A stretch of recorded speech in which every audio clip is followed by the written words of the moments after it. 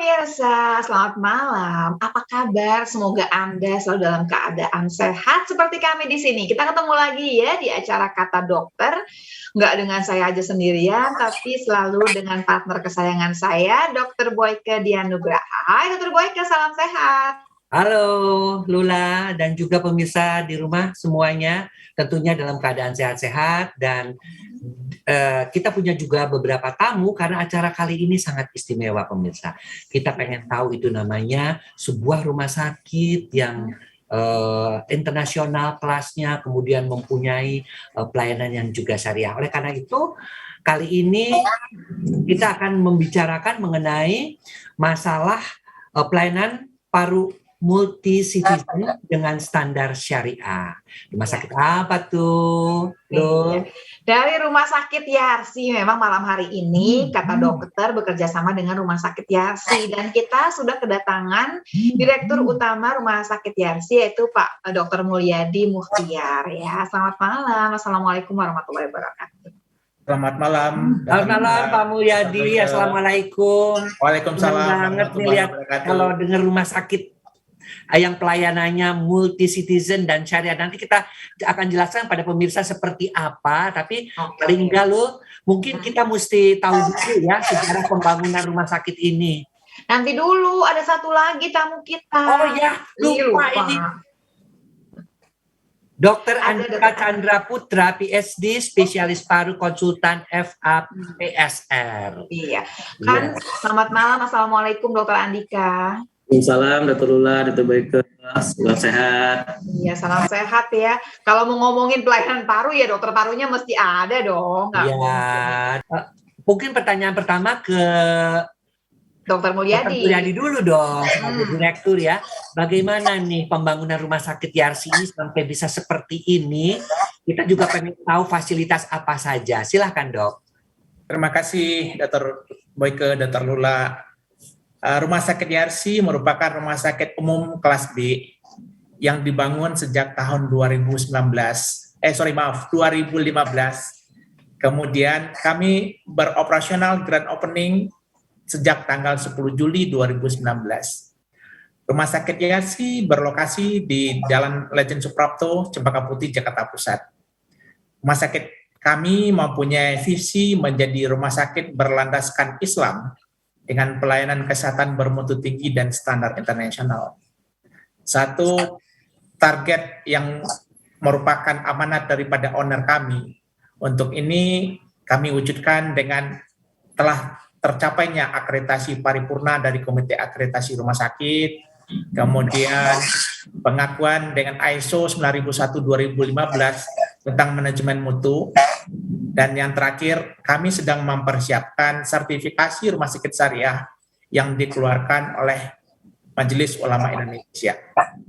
Ini adalah merupakan satu sertifikasi yang merupakan penghijauan tahanan dari visi yang ada. Sebagaimana rumah sakit tipe B, makanya Yarsi dilengkapi dengan pelayanan spesialis dan subspesialis yang terdiri dari lebih kurang dari 100 dokter dan tenaga kesehatan lainnya, ada kira-kira 300-an. Gedung kami karena daerahnya terbatas, satu-satunya jalan bikin lantainya ke atas.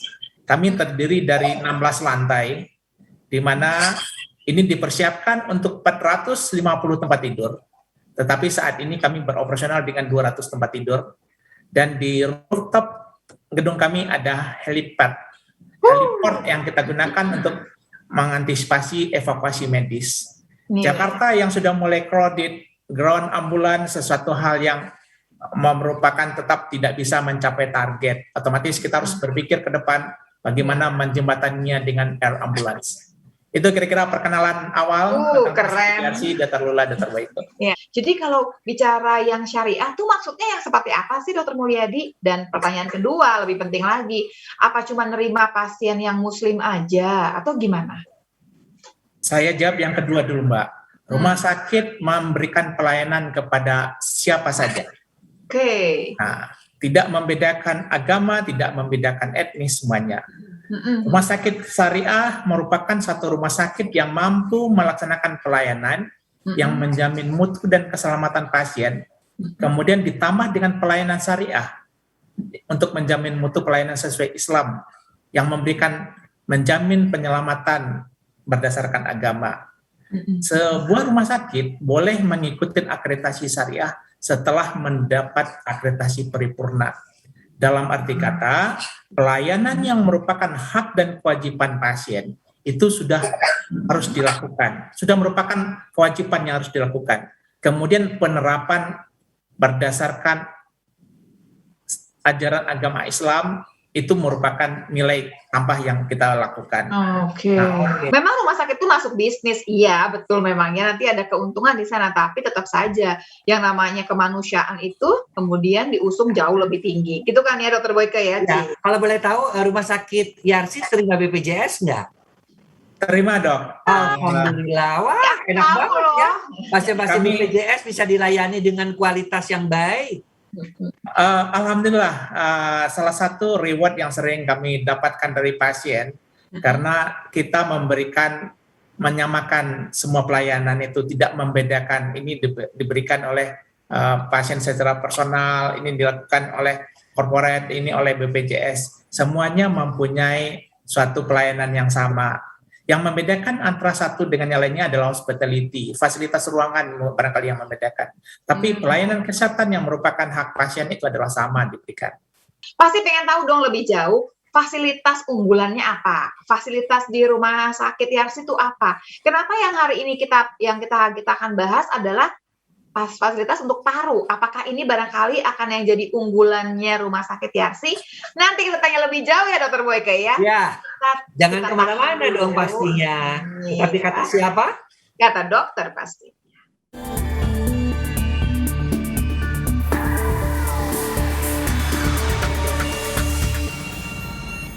Masih di kata dokter yang hari ini agak berbeda karena bekerja sama dengan rumah sakit Yarsi. Yang kalau nggak kenal pasti nggak sayang. Kita mau bersayang-sayangan sama rumah sakit Yarsi barengan sama Direktur Utamanya Rumah Sakit Yarsi dan Dr. Andika Chandra Putra, PhD, spesialis paru konsultan nih ya dari Rumah Sakit Yarsi. Tadi waktu kita break tadi ya Dr. Boyke, aku ulang pertanyaan aku ya. Sebetulnya fasilitas apa saja sih yang dimiliki oleh Rumah Sakit Yarsi ini? Itu pertama. Apakah jangan-jangan fasilitas unggulannya itu berhubungan sama paru? Ditambah lagi nih sekarang dengan syariah. Nah, syariahnya tuh kelebihannya apa aja gitu yang bisa dinikmati oleh para pasien-pasien yang berobat ke Rumah Sakit Yarsi. Jadi kalau kita bicara tentang fasilitas, tentu di samping teknologi yang akan kita gunakan, tentu yang kedua adalah SDM, orang di belakang teknologinya tadi. Ya, jadi kebetulan kami di Rumah Sakit Yarsi ada beberapa ahli, terutama spesialis, ada yang ahli infeksi, ada yang ahli untuk onkologi toraks, ada yang ahli di bidang asma PPOK. Jadi semua ahli-ahli tadi, ya kita himpun dalam suatu KSM sehingga bisa memberikan pelayanan yang lebih baik ya. Tentu di hampir semua rumah sakit, apalagi di Rumah Sakit Yarsi, kita menggunakan beberapa alat bantu untuk diagnostik ya. Kita mempunyai alat CT scan, kita juga memiliki spirometri untuk mengetahui fungsi paru, kita memiliki MRI untuk mengetahui problem di paru dan juga di metastasis ke otak, tapi juga yang terpenting untuk diagnostiknya. Ya, kebetulan saya banyak bergerak di bidang onkologi toraks, jadi banyak sekali tindakan-tindakan diagnostik yang sangat kita perlukan. Misalnya kita bronkoskopi atau teropong di saluran nafas, kita bisa melakukan biopsi baik dengan bantuan CT scan ataupun dengan beberapa bantuan imaging lainnya. Baik, jadi kalau kita bisa bilang bahwa fasilitas yang berhubungan ke arah paru nih, sistem pernafasan nih lengkap nih di Rumah Sakit Yarsi. Apalagi nih kita ngomongnya nih langsung sama Dokter Andika yang jagonya kalau bicara mengenai tumor yang ada di paru begitu ya. Wah, ini jarang nih sebetulnya nih ya ahlinya. Jadi, betul. Rumah Sakit Yarsi itu kehususannya di paru, Dokter Mulyadi. Ada rumah sakit sebenarnya khususnya jantung. Nah, ini ya, kanker. Nah, ini khususnya di paru. kami sebagai rumah sakit PPD mempunyai beberapa unggulan. Oh, Nah, beberapa unggulan. kebetulan ketika kita baru mulai operasional 6 bulan, itu terjadi kondisi pandemi. Kondisi pandemi otomatis pulmonologis adalah salah satu center Betul. pelayanan yang ada. Betul sekali. Jadi kami di backup oleh 7 orang pulmonologis untuk memberi pelayanan di Rumah Sakit Yarsi sebagai salah satu rumah sakit rujukan COVID DKI Jaya. Kemudian sekarang kita pengen tahu nih, kalau sekarang kan orang kalau ke rumah sakit tuh ketakutan, takut deh Dokter Mulyadi yang namanya ke rumah sakit, karena kebayang kalau di rumah sakit isinya tuh orang COVID, padahal nggak gitu ya. Nah, pengen tahu nih, kalau misalkan kita sampai ke rumah sakit Yarsi itu, proses screening tuh kayak gimana sih supaya kita aman? Nih Dokter Andika kali ya harus jawab kali ya. Untuk masalah screening ini, kita sama-sama mengetahui menjadi salah satu andalan di rumah sakit ya. Jadi kebetulan kita di Rumah Sakit Yarsi kita memperkuat untuk zonasi wilayah untuk pelayanan. Tentu tujuannya untuk mengurangi resiko pajanan paparan baik untuk pasien, tentu juga untuk nakes atau tenaga kesehatan kita di rumah sakit. Jadi untuk pelayanan sendiri di rawat jalan kita ada beberapa wilayah yang kita bagi, baik itu zona merah untuk pelayanan COVID dan juga zona hijau yang kita anggap sebagai bagian yang aman, ya. Termasuk juga untuk IGD. Jadi di IGD kita membagi atas zona merah dan juga zona hijau sehingga dua pelayanan ini masih tetap bisa kita lakukan. Tentu ada kondisi-kondisi tertentu yang seperti kita tahu beberapa waktu di bulan Juli sangat membludak. Memang agak kesulitan kami dalam membagi antara zona merah maupun zona hijau, terutama IGD. Nah, IGD kita membludak sekali pasien-pasien dengan COVID, tapi dari pihak manajemen sudah membagi walaupun sedikit, tetap ada zona hijaunya untuk IGD. Nanti kita akan jawab pemirsa di segmen berikutnya, yaitu di segmen 3. Jangan kemana-mana, tetapi kata siapa? Kata dokter pastinya.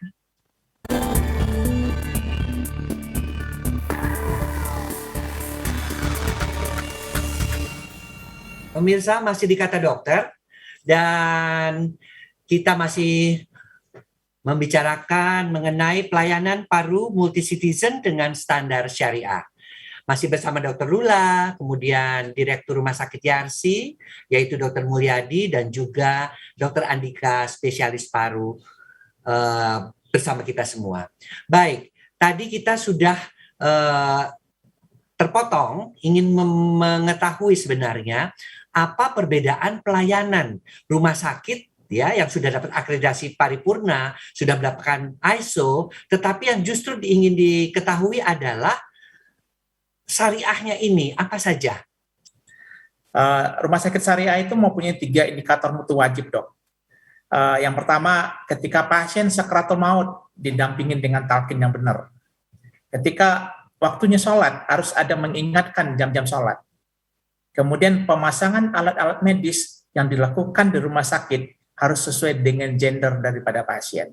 Oke. Kemudian kita pastikan semua pelayanan yang diberikan sesuai syariah untuk menjamin apa yang dikonsumsi oleh pasien. Gizinya harus ada sertifikasi halal.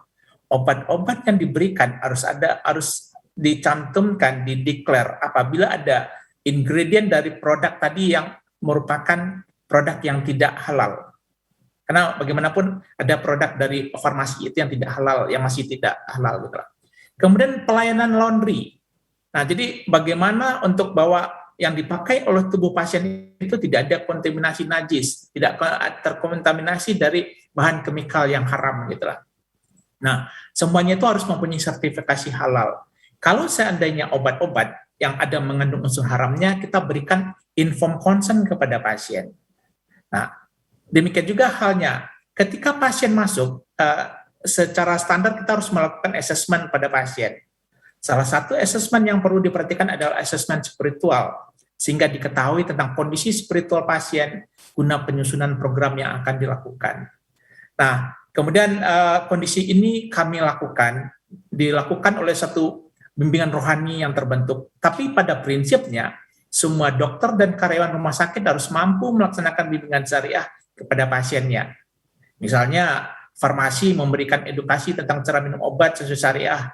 Biasanya kita awali dengan bismillah, membaca doa, meyakinkan Allah adalah yang memberikan kesembuhan kepada pasiennya. Itu adalah satu motivasi-motivasi yang dilakukan kepada pasien. Semua yang dilakukan di akreditasi syariah itu adalah satu nilai tambah yang kita lakukan setelah kita menjalankan hak dan kewajiban pasien. Kalau seandainya buat pasien non-muslim, hal-hal yang bersifat ritual tidak kita lakukan. Tetapi hal yang menjadi prinsip, yang menjadikan dasar, misalnya ngambil darah, dan itu harus tertutup auratnya, itu kita lakukan. Melahirkan, nah itu kita bikinin ininya dok,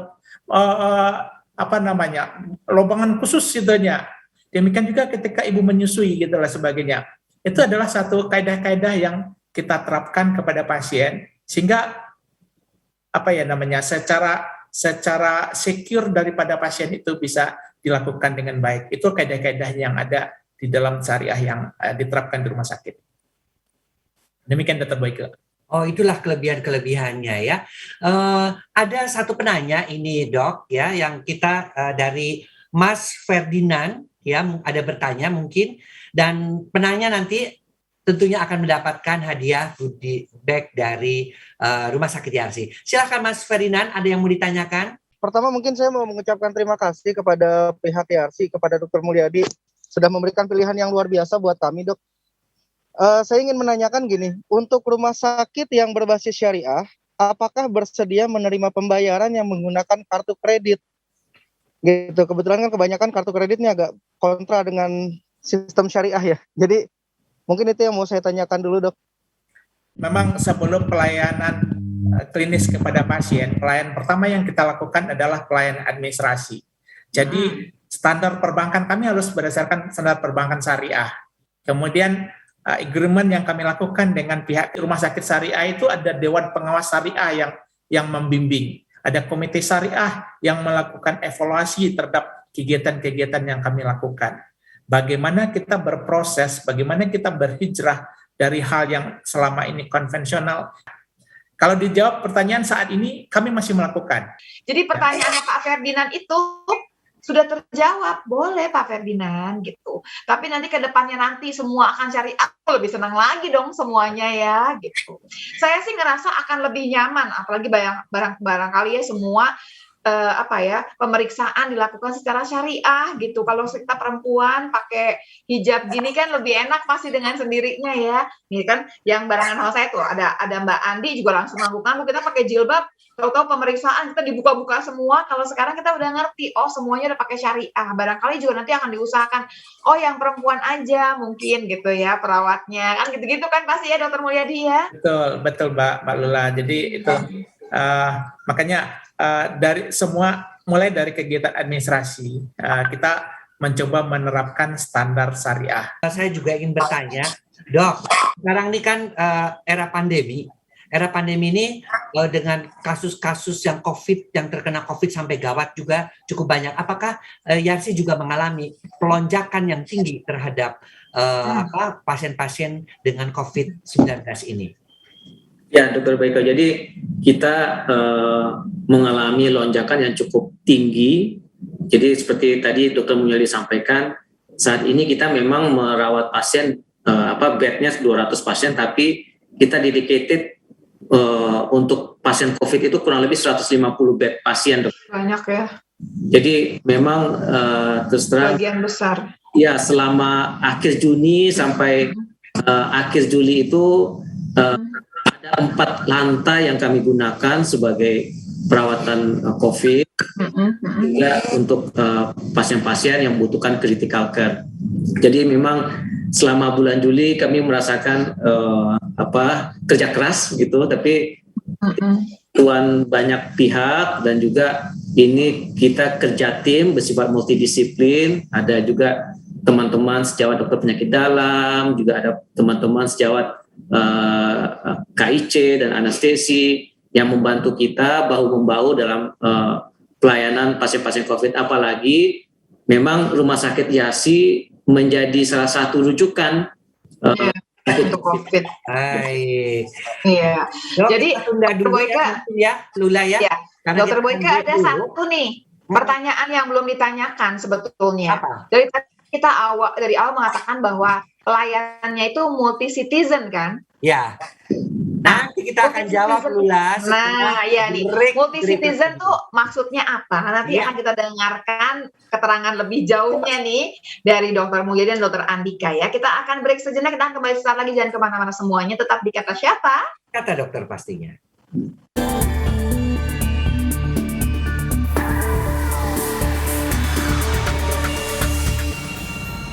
Nah tadi kita berhentikan waktu kita bicara mengenai dari awal kita ngomong nih, kita bicara pelayanan yang multi citizen. Nah, Dokter Mulyadi mesti cerita nih, multi citizen tuh maksudnya apa, Dokter Mulyadi?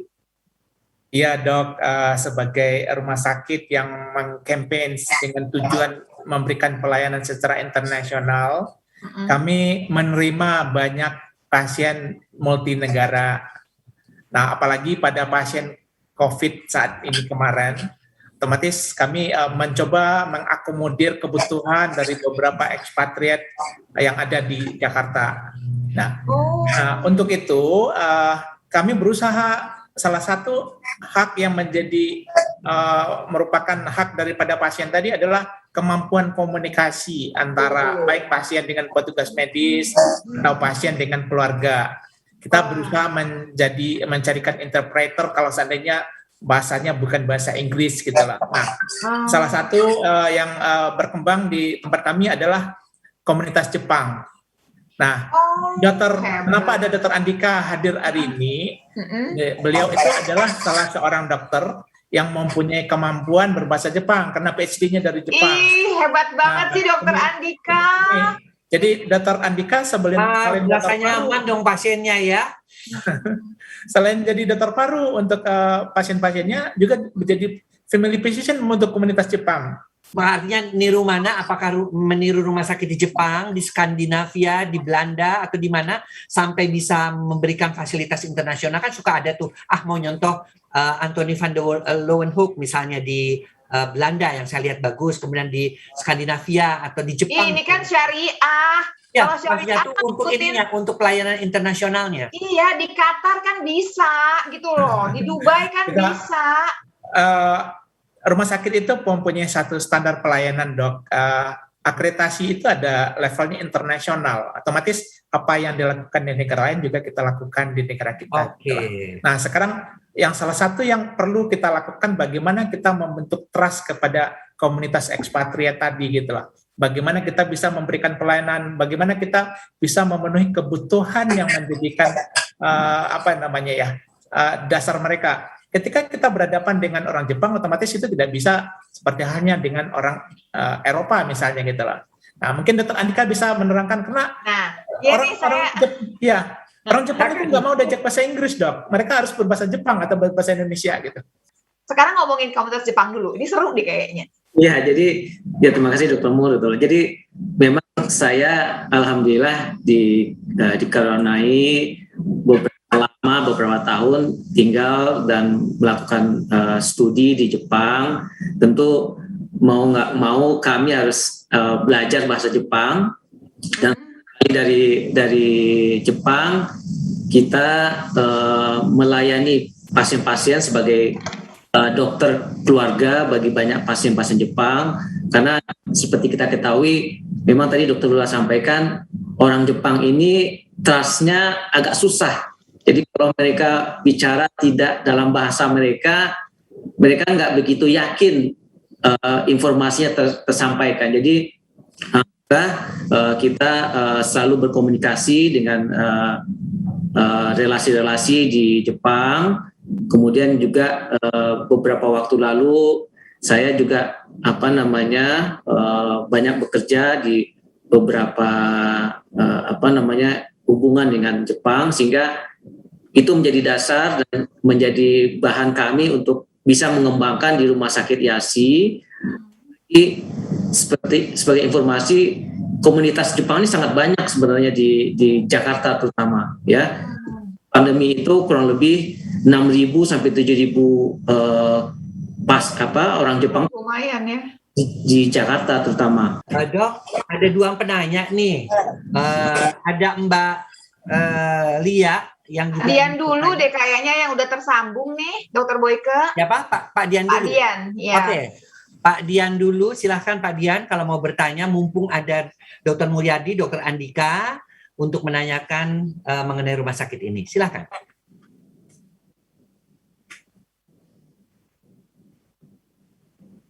Pak Dian, wah ini Pak Satrio juga mau nanya katanya. Yang ada sekarang, ini siapa? Mbak Lia? Mbak Lia nih duluan malah. Silahkan Mbak Lia. Halo, selamat siang. Selamat Dokter siang. semuanya. Waalaikumsalam Mbak Lia. Silahkan. Saya mau tanya nih mengenai isu yang banyak beredar sekarang kan, obat-obat yang beredar di masyarakat ini banyak yang kadaluarsa.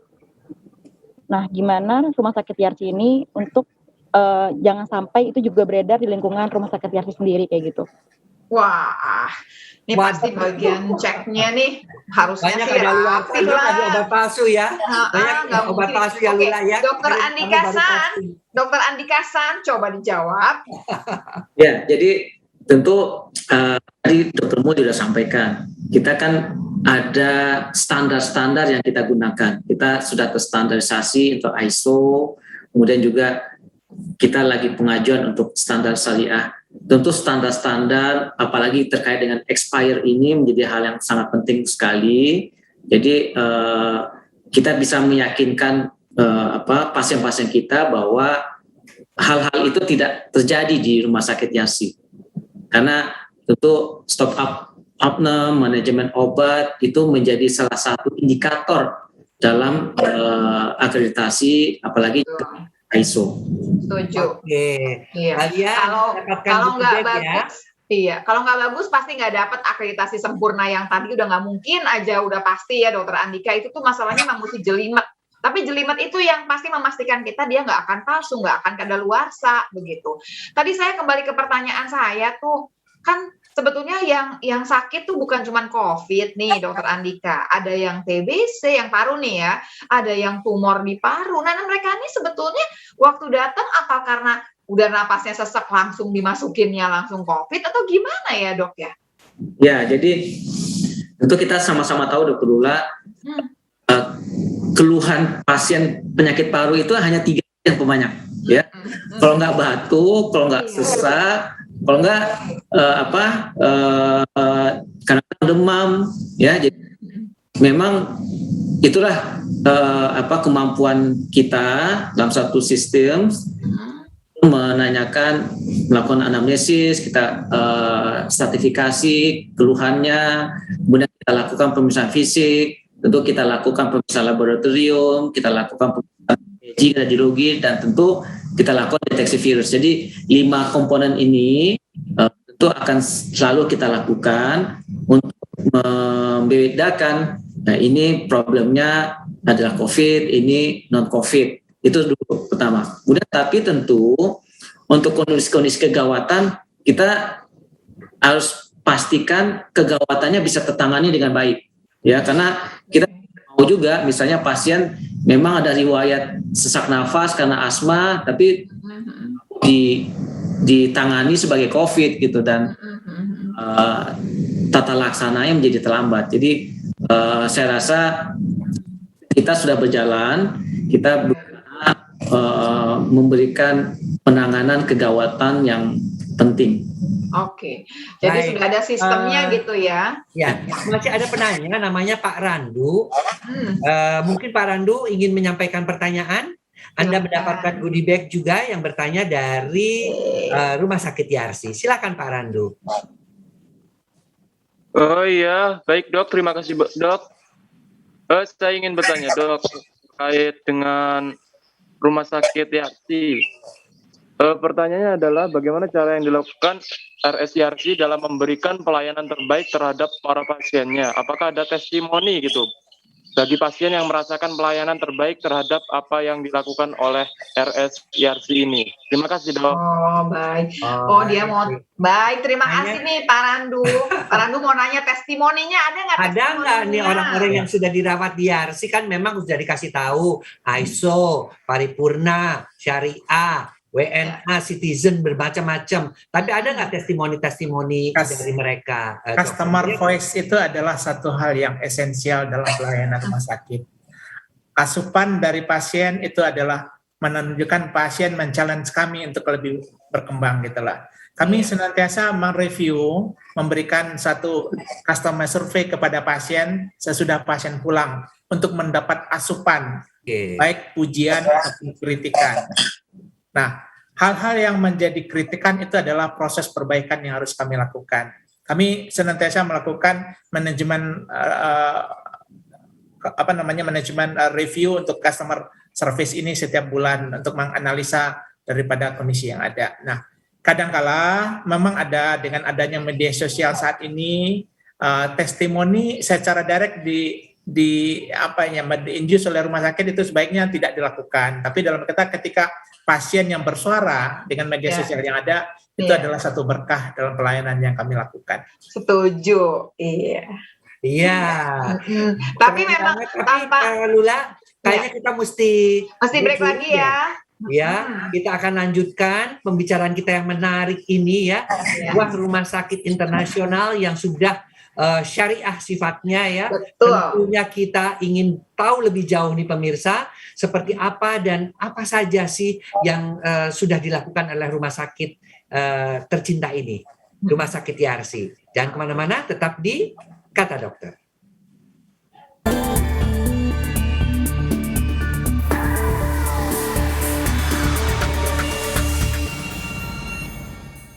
Pemirsa, kembali lagi di Kata Dokter yang malam hari ini bekerja sama dengan Rumah Sakit IRC yang kita sudah gali sebegitu banyak berhubungan dengan fasilitasnya, kemudian berhubungan juga dengan pelayanan kesehatannya yang pasti kita sudah mengerti nih.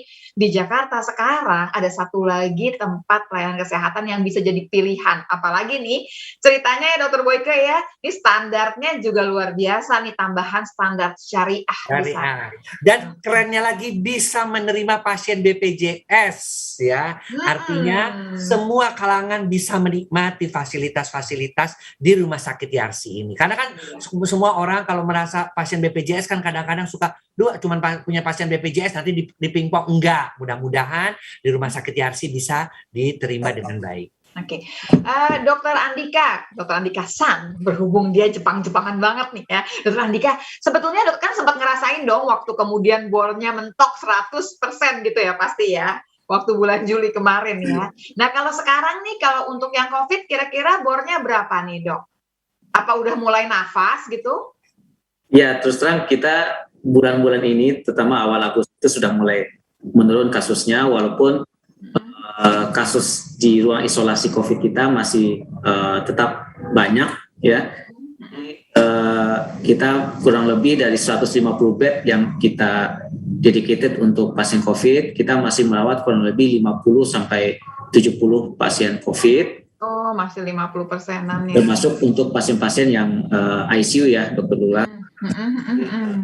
Tapi tentu dibandingkan di awal-awal Juli dengan kondisi saat ini, kita sudah mulai sedikit bernafas lah. Ya. Sehingga mudah-mudahan ini trennya semakin menurun.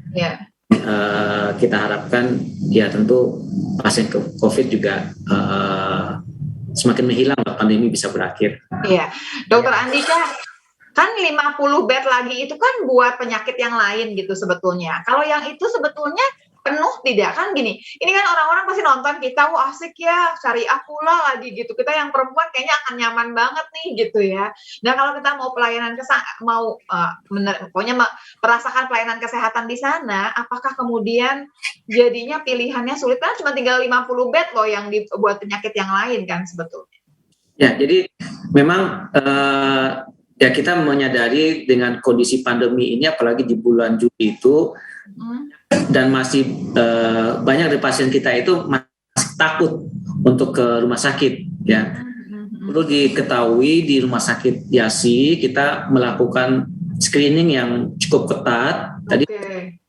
kita melakukan zonasi pelayanan pasien yang bedakan, ini pasien COVID, kemudian pasien-pasien yang ini termasuk zona hijau, apalagi semua pasien yang akan kita rawat itu kita lakukan pemisahan swab antigen untuk kondisi yang cepat. Oh, bagus. Ya. Dok, ini juga saya pengen minta tanggapan nih dari Rumah Sakit Yarsi. Banyak sekali ibu-ibu yang punya balita, ya, kan harus divaksin, kadang-kadang harus kontrol, tetapi mereka takut untuk datang ke rumah sakit karena faktor-faktor tersebut. Nah, di Rumah Sakit Yarsi sendiri, apakah memang punya jalur khusus untuk ibu-ibu dengan para balitanya ini? Bisa diberikan penjelasan agar supaya nanti mungkin pemirsa yang nonton ini kalau mau vaksinasi untuk anak khususnya, untuk anak-anak nggak ragu bisa ke gitu Rumah ya. Sakit Yarsi. Kita area poliklinik itu ada kita kategorikan area yang green zone, Dok. Di mana green zone. semua pasien masuk itu harus kita screening. At least minimal adalah temperaturnya. Nah, kalau pasien rawat inap malah kita harus memastikan bahwa antigen positif atau tidaknya dulu gitu lah terhadap COVID-nya. Dengan kondisi probable kita punya ruangan khusus. Jadi dengan adanya area green zone tadi itu salah satu kondisi yang kita memberikan kepastian kepada pasien atau keluarga bahwa mereka berada di ruangan yang tidak cross infeksi, yang tidak akan terjadi infeksi silang antara penderita yang ada. Jadi di mana ketika yang memenuhi kriteria bahwa pasien ini harus masuk ke arah red zone, ya kita arahkan ke tempat lain itulah. Ini screening harus mulai dari awal. Screening itu mulai baik dari dilakukan oleh security, baik dilakukan oleh staf administrasi yang ada, itu sebagai upaya-upaya yang kita lakukan. Demikian juga environment yang ada, apalagi ketika registrasi, kita harus memberikan proteksi kepada karyawan bahwa orang yang ada di depan itu adalah possibility untuk infectious, possibility untuk terjadinya penularan daripada pasien gitulah. Nah, kondisi ini yang harus kita adakan. Demikian juga halnya dengan rawat inap seperti yang disampaikan oleh Dr. Andika tadi.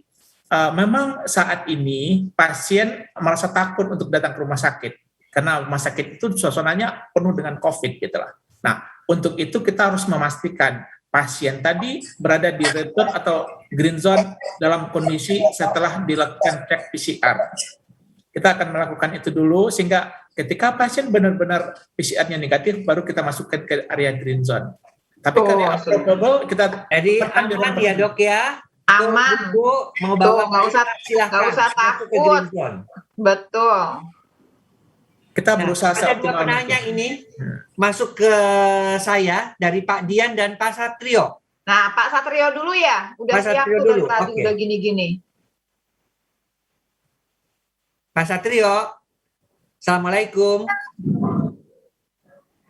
Pak Satrio, Pak Dian kalau enggak, ini sih masih Halo. masih.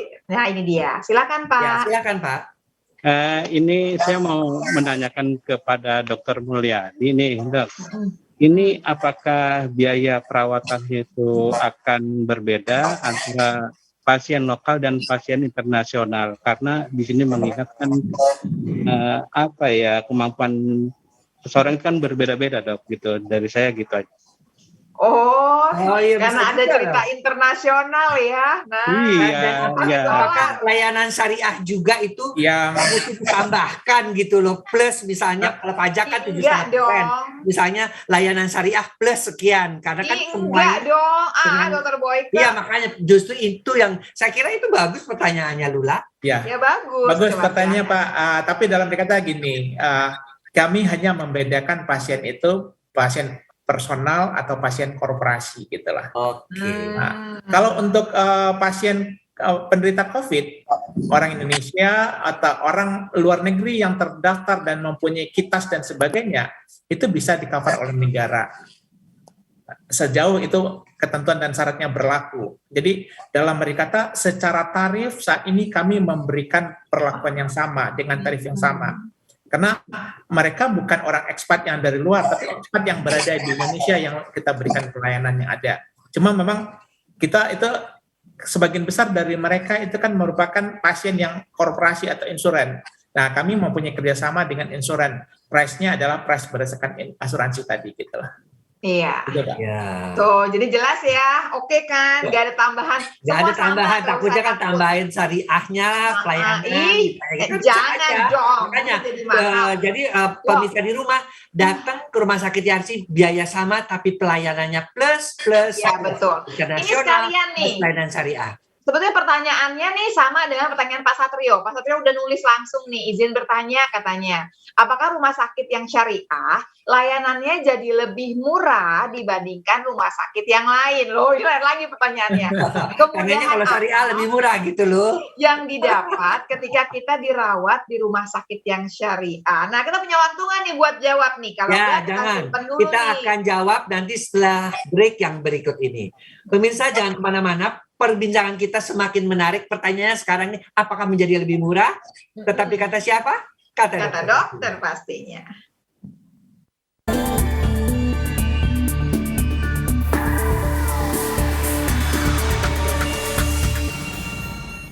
Kita kembali lagi di Kata Dokter yang bekerja sama dengan Rumah Sakit Yarsi. Yang malam hari ini kita bahagia banget. Aku sih bahagia, nggak tahu Dokter Boyke ya. Aku sih senang banget dapat lagi tempat pilihan pelayanan kesehatan yang syariah. Karena kalau buat perempuan dengan kerudung itu nyaman banget. Kalau semuanya itu udah dipikirin, kita nggak usah mikir lagi gitu ya. Rumah sakitnya udah mikirin gitu kan, menyenangkan gitu ya. Apalagi tadi Ya, juga kalau buat perempuan, buat banyak. laki menyenangkan nggak dilayani nama laki? Menyenangkan juga, asal pokoknya dia Menyenangkan, rapi ya. aja, asal Karena kita kan cekatan. biasa perawat perempuan, karena kan mereka lebih Ih, Dokter Boyke mah genit. Udah kita Bukan, Lula, ini kan kita kan nanya, kita kan ini kebiasaan kan, mungkin agak beda juga gitu. Iya, tapi pindah nih ke Pak Satrio. Pertanyaannya tuh lucu banget pertanyaannya. Apakah kalau syariah itu jadi lebih murah? Ayo, Dokter Mulyadi dijawab. Pelayanan syariah itu merupakan nilai tambah dari sebuah pelayanan yang ada. Tarif yang kami berikan semuanya sama, sebagaimana halnya tarif yang ada BPJS ya BPJS. Korporasi yang merupakan deal antara rumah sakit dengan perusahaan tertentu, itulah harga yang ada. Jadi dalam dikata syariah itu bukan menurunkan suatu kualitas pelayanan, tapi memberikan nilai tambah terhadap pelayanan tadi.